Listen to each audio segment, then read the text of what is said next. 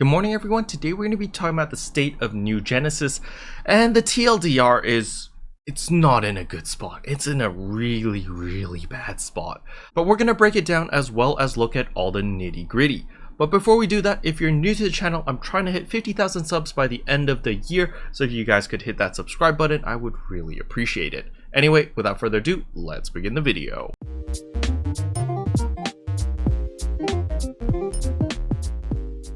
So the very first thing we need to bring up is of course the Steam charts, and this is the active players. So you can see in June when New Genesis came out, boom, super duper successful, a lot of people logging in, a lot of growth, the game was looking fabulous. However, after that, the first month, boom, 50% drop off, second month, boom, another 40% drop off, and last 30 days, boom, another 10%, almost 11% drop off. So you can see that it's losing a lot of players. You can see consistently right here through this graph that a lot of players are dropping the game because there's not much to do, unfortunately. And it is quite a shame because these numbers are extremely low. Now do keep in mind, of course, the Steam chart numbers only include, people who play the game off Steam. Obviously there are people who play off the Microsoft Store as well as the Epic Games Store. However, I do believe that the majority of players do play off Steam. However, something I want to point out is this is not the lowest point we've ever been in the history of PSO2. The lowest point was actually in May, so 1 month before NGS was released. Everyone was done with the base game. There was no content left in the base game, and a lot of people were bored. A lot of people were legitimately just sitting in NGS waiting room. We were all waiting for this new game to come out, and we were excited. And so most of us were just like, screw it, we're not going to be playing any PSO2. That way when NGS comes out, we're going to go super duper hard on the game, and we're just going to play a ton of it. And that was pretty much the plan. And this is why, as you can see here in May 2021, those very low peak players, only at 5,500. However, what I want to bring to everyone's attention is that the JP side of things is also looking really bad. So in my point of view, the global side is kind of, we're secondary. We're not important citizens in Sega's books. We're kind of just like, oh, we're here, we make them a little bit of extra money here and there, but they're not gonna really listen to us. We kind of make a lot of noise, and Sega's just like, oh yeah, it's just the Western community. They're just loud, right? But when the Japanese community is dwindling equally as fast as the global community, something is wrong. When the Japanese community, I think that's like a 60% drop off of active players, that is a huge amount of drop off. That's a huge amount of players just not playing the game anymore. And so because of that, I think Sega should be a little bit concerned now that, hey, maybe they should change something in the roadmap. I know they did set the roadmap, but if the game is dead before the December update, that's kind of concerning, right? Like, I'm hoping that, sure, maybe in the October update, we've got the new bouncer class, yes, that's going to bring some players back. But if there's nothing to do with the bouncer class other than to get to level 20, that's a big problem. However, I know for a fact that we do have the mission pass, right? The mission pass is set to come in October, so that is content that actually alleviates a lot of the issues that I personally have of like, hey, that gives me something to grind for, gives me some achievements to get some cosmetic items, to get some resources for free and just by playing the game. And as I said before, and I'm going to repeat it as many times as needed, it respects the player's time. The game needs to respect the player's time, because as players, we don't have that much time to play video games. Why should I spend more time playing New Genesis versus Genshin Impact, for example, or Destiny 2? There's many different games that I can choose as a consumer, so NGS, you need to give me a reason on why I should be investing my time into your game. So this is where we talk about the Sonic collaboration as well as the autumn event. And personally, I think that it is a step in the right direction, but we just need more of these limited time quests. Like, these limited time quests are fun and they're great because the rewards are good. You get the limited stamps of Tails OK, you get the Sonic and Amy congrats, and these are great cosmetic rewards which encourages the player to actually log in and actually do the campaign.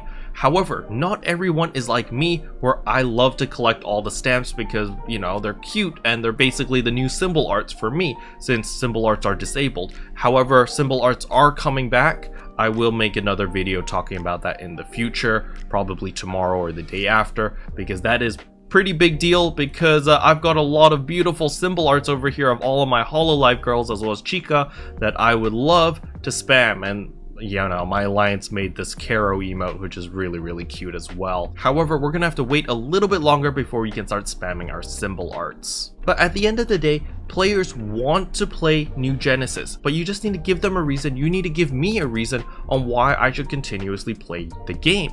Like, I really enjoy New Genesis. I love the combat, I love the open world. However, there's not much to do in the open world. There's not much to do other than mindless grinding for the seasonal points over here.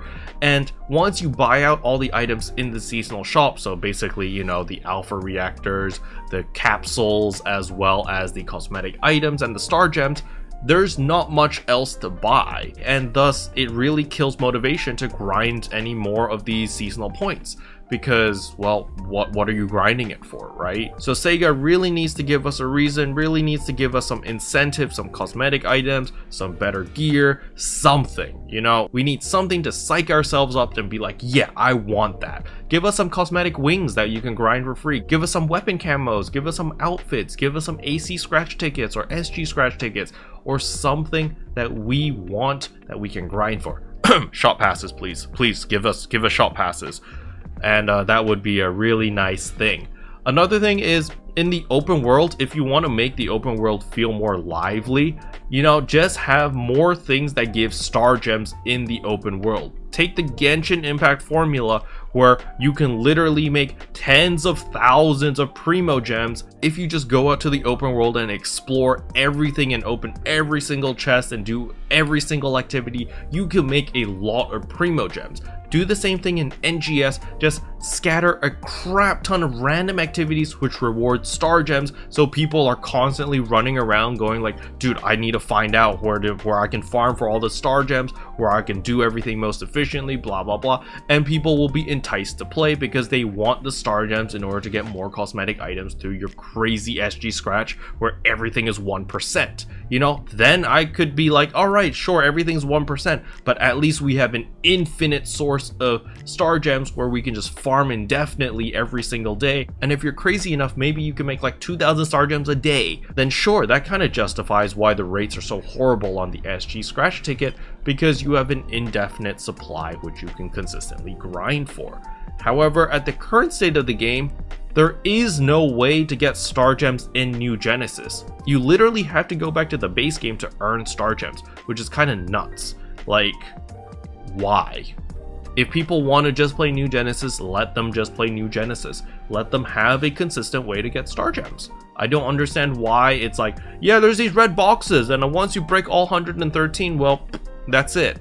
Then you just gotta wait until we mess up and then we compensate people with star gems through the mail. Like, it doesn't make any sense. It's very dumb. It's, oh man, I'm so frustrated with this game, man. I want to play more, alright? So, please, Director Hamazaki, make this shit work. Get the shit together, get your team together, and make everything just work, alright? October, November, December. You guys have 3 months left. If the December update is a flop, this game is so screwed. The December update has to be like how Inazuma was in Genshin Impact. Just like, boom! Massive world, hundreds of hours of content. Just go out, explore, have fun, do whatever the hell you want. And it has to be like that. If it's not like that, this game is really screwed. If it's just an extra combat zone with like an extra region and like another 10-minute side quest, man, like, what have you guys been doing? The game's been in development since 2017. You guys had 4 years, if you round down, to work on this game. How could you guys only have made this much content in 4 years? It doesn't make sense for me. I expect more. We need more. We need more stuff to do. even with the existing content, just make it worth our time and I will be happy, okay? I can settle with the current content as long as the rewards are worth it. Currently, there are no rewards, so it's not worth it at all. Special thanks to all the members for supporting the channel. It really means a lot to me. Thank you again. Anyway, that's all I wanted to cover in today's video. Hopefully you guys found it helpful. If you did, I would appreciate a like and a subscribe, and I'll see you guys in tomorrow's video. Bye. Can I say except you're welcome for the heals that boosts the rest?